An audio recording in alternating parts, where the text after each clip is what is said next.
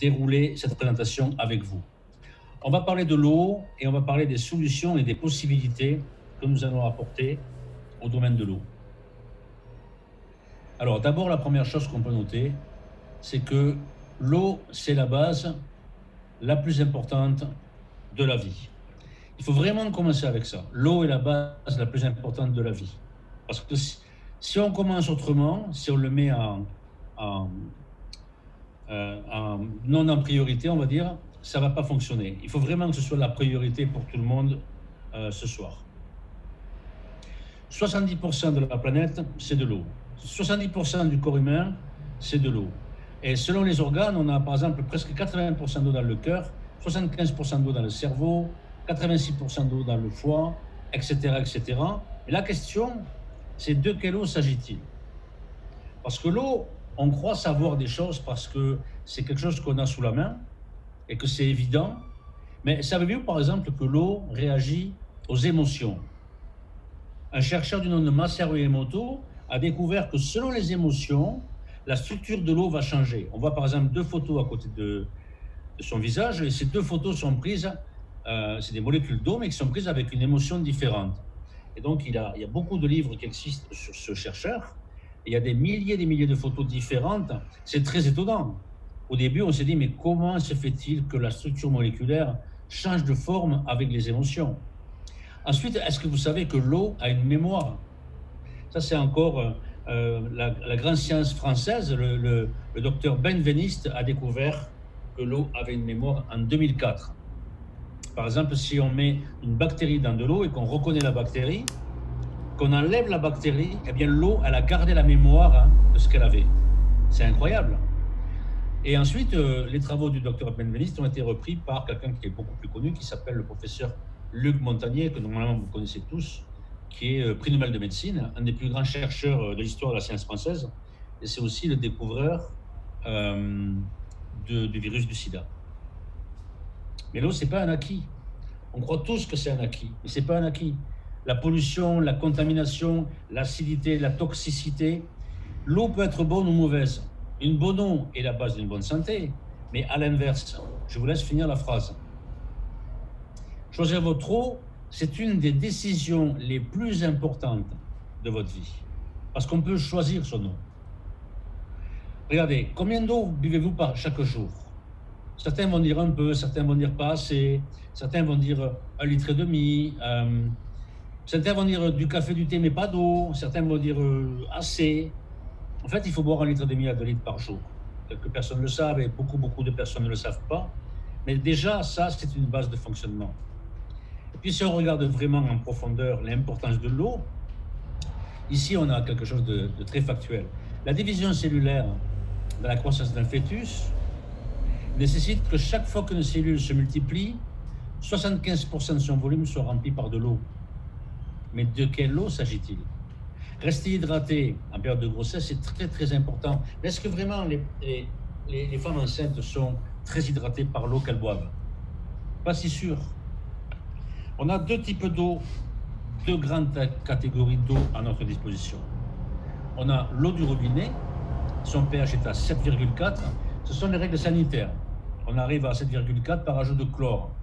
Et quand l'eau est très chlorée, ça sent vraiment pas bon et qu'on a même du mal à la boire. C'est parce qu'en fait, l'eau est très dégradée et qu'on a besoin de mettre beaucoup de chlore pour atteindre un pH à 7,4, le potentiel d'hydrogène. Mais dans l'eau du robinet, regardez à gauche, 34% des canalisations sont encore en plomb.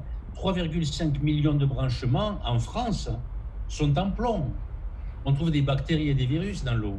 On trouve des résidus de médicaments, des hormones, des antibiotiques, des pesticides, les plus fameux étant les nitrates. Pratiquement toutes les nappes phréatiques du pays sont polluées au nitrate, tout le monde le sait. D'accord? On trouve du chlore, on trouve du fluor. Et on sait qu'aujourd'hui, le fluor, c'est pas du tout bénin.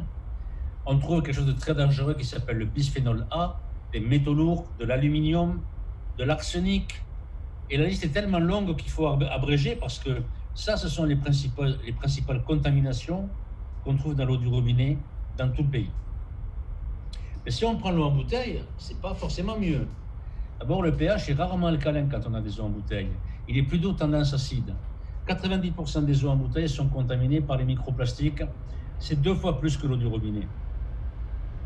En fait, pourquoi on se fait avoir? Parce que quand on regarde par transparence de l'eau, on ne voit pas les microplastiques, pourtant ils sont présents. 100% présentent des pollutions chimiques en bouteille, hein, désherbants, etc. Le stockage moyen de l'eau en bouteille est de 6 mois dans des conditions non satisfaisantes, souvent sur des palettes en plein soleil.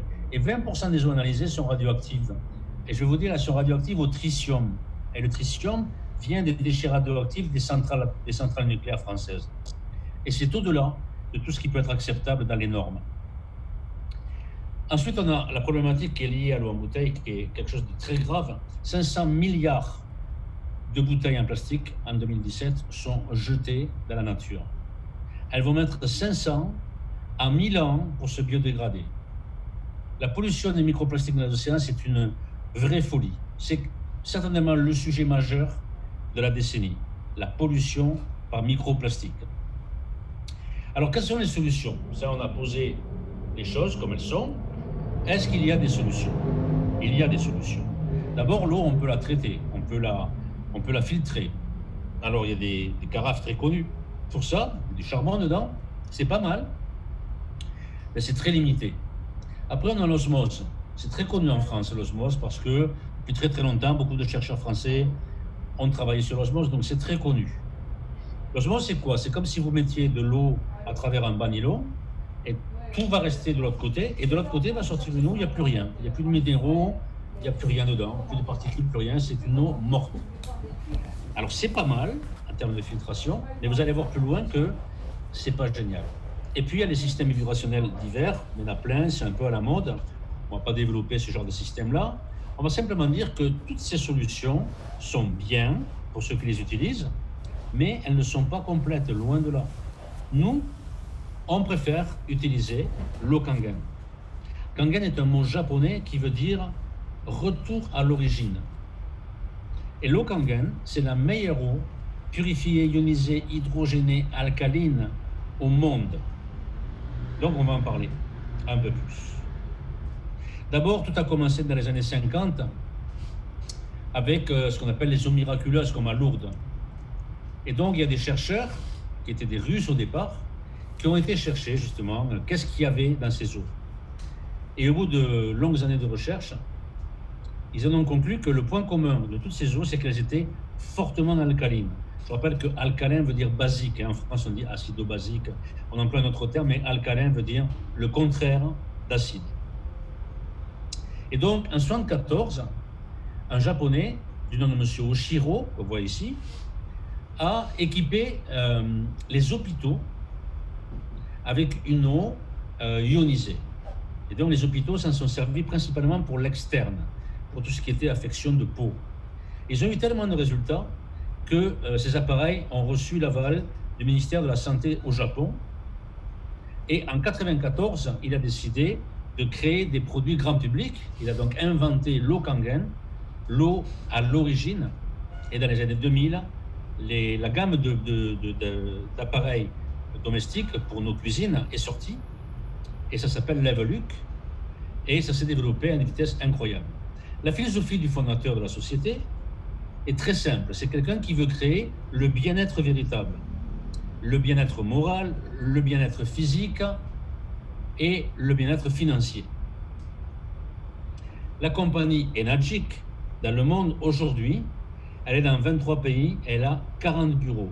Elle livre ses clients pratiquement dans tous les recoins du monde entier.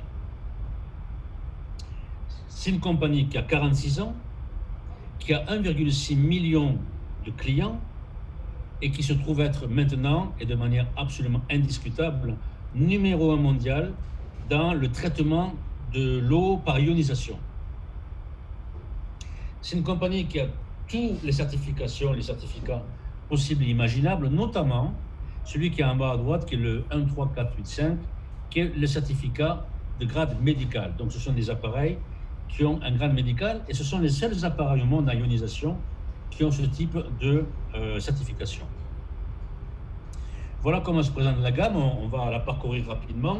À droite, on a un appareil pour la douche, qui est plutôt pour éviter qu'on s'intoxique par la peau. Mais on va parler ce soir plus des machines qui permettent d'avoir de l'eau buvable. On a un premier appareil qui est le R, qui est un appareil petit budget pour les résidences secondaires, pour les étudiants, etc. On a un second appareil, le JR2 ou JR4, selon les endroits, qui est un appareil qui a des fonctions limitées, mais qui marche très très bien.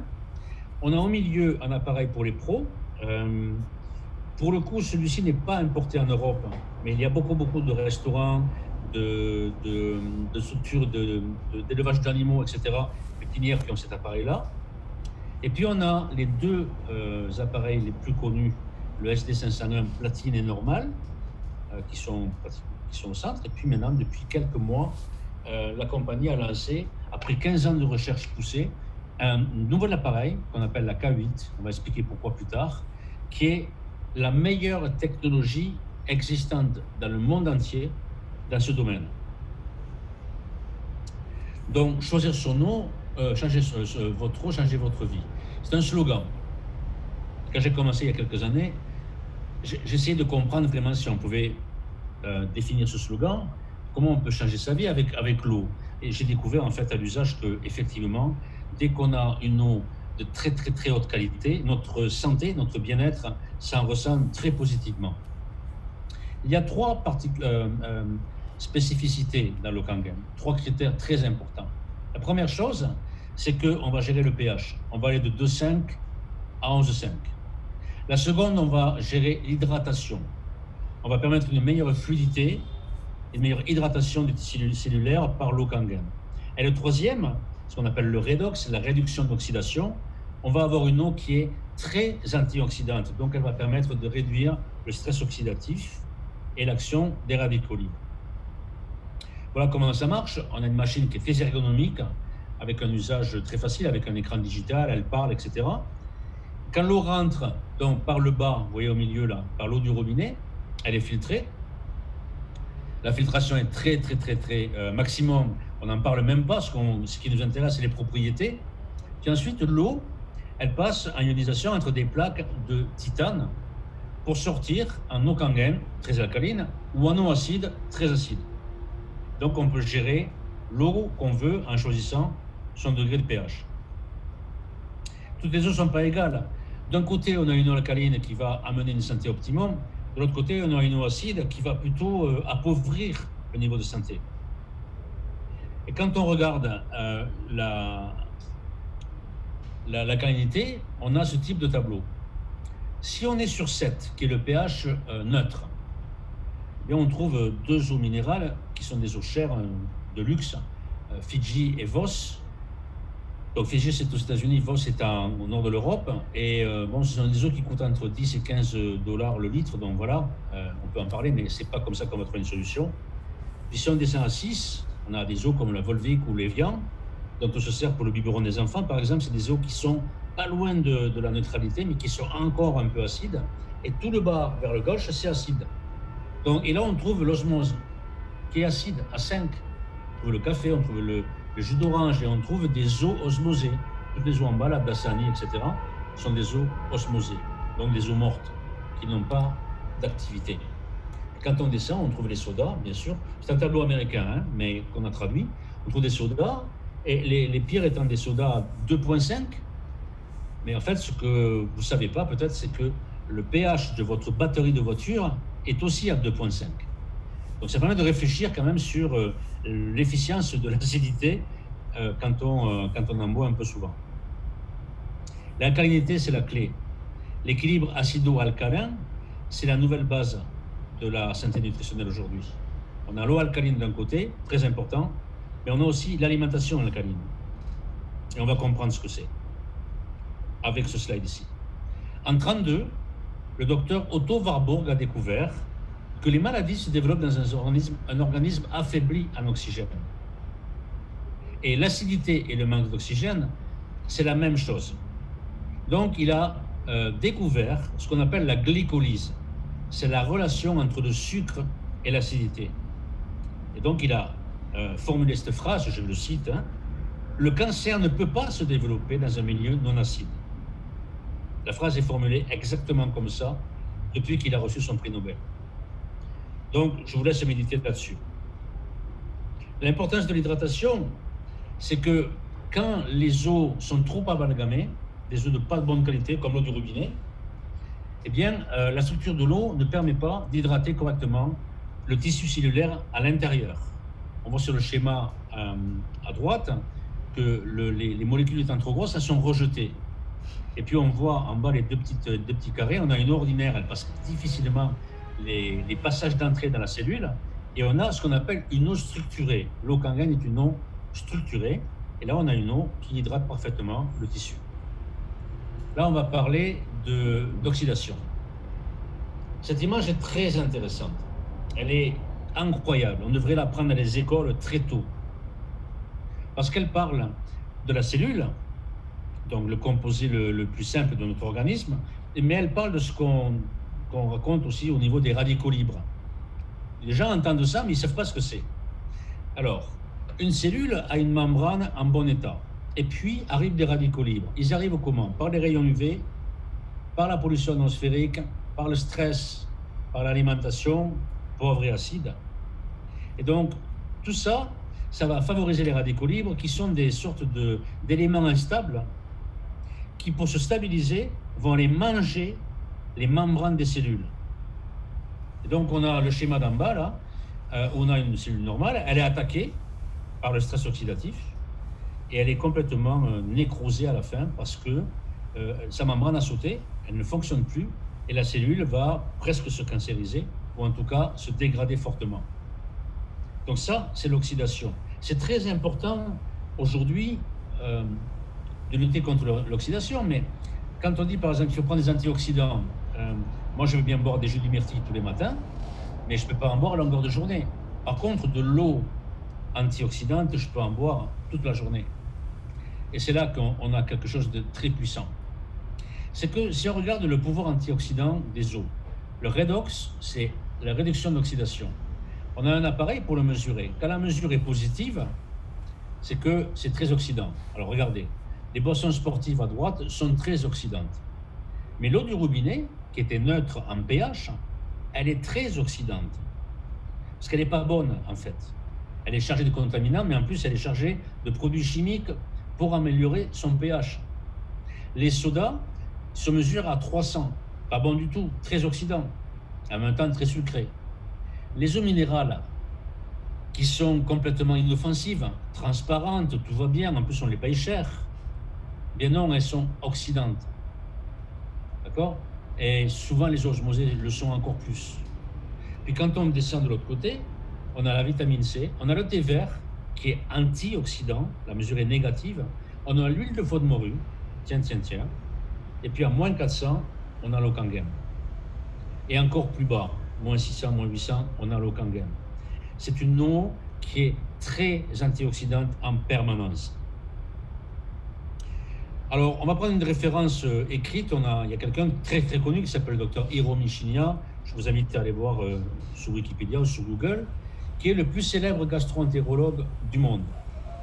Il dit ceci, je vais le citer. Il dit « J'ai examiné plus de 370 000 personnes pendant 35 ans. Et j'ai compris que notre santé dépend très directement de notre façon de nous alimenter, c'est-à-dire boire une bonne eau riche en minéraux et au pH alcalin, c'est essentiel pour la santé. » Et il dit, l'eau Kangen est considérée comme la meilleure eau au monde pour ses qualités incomparables sur l'hydratation, la détox et l'antioxydation. Et il conseille l'eau Kangen à tous ses patients depuis très très très longtemps. Je vous invite à vous renseigner sur ce monsieur et de faire la relation avec l'eau Kangen. Vous allez être étonné de ce que vous allez découvrir. Donc la K8, qui est le dernier appareil que nous avons sorti au niveau mondial, on va en parler pour montrer l'étendue de cette technologie. On a 8 plaques en titane et elles parlent 8 langues. Si on est à 11,5, on a une eau très alcaline, idéale pour nettoyer, aseptiser, éliminer les traces de pesticides sur les aliments. C'est absolument fou quand vous commencez à nettoyer, je sais pas moi, des tomates par exemple, ou des légumes comme ça avec des pots dans de l'eau à 11,5. L'eau, elle change de couleur, donc il y a vraiment beaucoup de choses qui se nettoient. Ensuite, on a l'eau de boisson de 8,5 à 9,5 pour la boisson et la cuisson, anti-âge, hydratation des cellules, on lave les aliments, on améliore la saveur des aliments, par exemple du thé et du café, ça n'a plus rien à voir. On réduit le temps de cuisson. Quand vous mettez 10-12 minutes pour cuire du riz, là vous en mettez 2 tiers de moins, 1 tiers de moins. Et c'est très bon pour les plantes et c'est très bon pour les animaux. Puis on a l'eau neutre, pH neutre, sans chlore, filtrée, sans impureté, c'est idéal pour les biberons des enfants par exemple. On a l'eau acide pour l'externe, pour avoir une belle peau, pour les cheveux, pour le rasage, etc. et pour les animaux. Et puis on a une eau très acide à 2,5 pour le nettoyage et la désinfection des surfaces. Donc en fait on a un appareil qui a une capacité de bénéfices environnementaux. Ce n'est pas simplement de l'eau à boire, hein, c'est une technologie d'environnemental. Donc ce qu'on veut, c'est choisir la machine qui convient à nos besoins ou à notre budget. Donc on a le choix entre ces 4 machines, et une fois qu'on l'a choisi, et la personne qui vous a invité va vous y aider, on calcule par exemple le coût que ça peut faire. Donc si on regarde par exemple 4 personnes qui consomment de l'eau en bouteille pendant 30 jours, à raison de 1,5 litre à 2 litres par jour, on obtient à peu près 70 € par mois. Donc dans ce cas-là, par exemple, on voit que c'est un transfert de budget. Parce que si on finance sa fontaine Kangen sur 3-4 ans, ça nous coûte moins cher que l'eau minérale qu'on achète tous les jours, toutes les semaines. Donc, une fois qu'on a choisi la machine, on choisit son financement. Il y a 3 types de financement. Soit on commande la machine, soit on le finance avec Enagic sur 24 mois. On a simplement des frais de dossier, mais on n'a pas de frais de crédit dessus. Et c'est accepté par Enagic tout le temps. C'est une facilité que fait la société. Soit on fait un financement personnel, ce que font aussi pas mal de gens. On va voir sa banque ou son organisme financier et on le finance sur 4-5 ans, ce qui permet d'avoir un coût souvent inférieur au coût, comme je disais, de l'eau en bouteille. La question c'est, maintenant que vous savez, quand est-ce que vous allez mettre l'eau Kangen dans votre vie? Et puis pour terminer, il y a des possibilités financières. On peut juste citer ceci. Forbes Magazine du mois de juin a écrit que plus d'1 million de Français ont une activité dans le marketing relationnel. Et aujourd'hui, beaucoup de personnes cherchent des solutions financières. Alors, ce n'est pas forcément votre cas, mais on a beaucoup de personnes qui vont faire une activité vraiment de complément pour autofinancer leur fontaine, pour se rembourser. Et puis certaines qui ont créé une activité, souvent sans s'en rendre compte, parce qu'en parlant de l'eau Kangen au voisinage ou à la famille, ils ont des personnes intéressées. Parce que je vous rappelle que l'eau, c'est la base de la vie, et que l'eau fait partie des priorités dans la tête des gens aujourd'hui. C'est très important. On peut régler un tas de choses. La première chose qu'on devrait régler, c'est l'eau. Et quand vous avez Kangen chez vous, c'est réglé. Contactez la personne qui vous a invité dès que vous pouvez, ce soir ou demain en tout cas. Posez vos questions, faites vos choix. Demandez-lui ce que l'eau Kangen a changé dans sa vie et celle de sa famille. Elle vous dira mieux que personne exactement ce qui s'est passé pour elle. Et puis, prenez votre décision. Voilà, cette présentation a été conçue par un distributeur indépendant. Je le lis avec vous. Eau Kangen ou Enagic sont des termes déposés. Les résultats que les personnes observent sont directement liés au fait de boire de l'eau ionisée et purifiée. Ce n'est pas une cure ou un traitement. On ne peut pas considérer ça comme ça. Et si vous avez des questions, la personne qui vous a invité se fera un plaisir de vous répondre. Pour moi, c'est terminé. Je vous remercie pour votre attention. On se parle très bientôt, on se revoit très bientôt. Appelez la personne qui vous a invité et puis mettez l'eau Kangen dans votre cuisine, ça va changer votre vie. À très bientôt. Au revoir.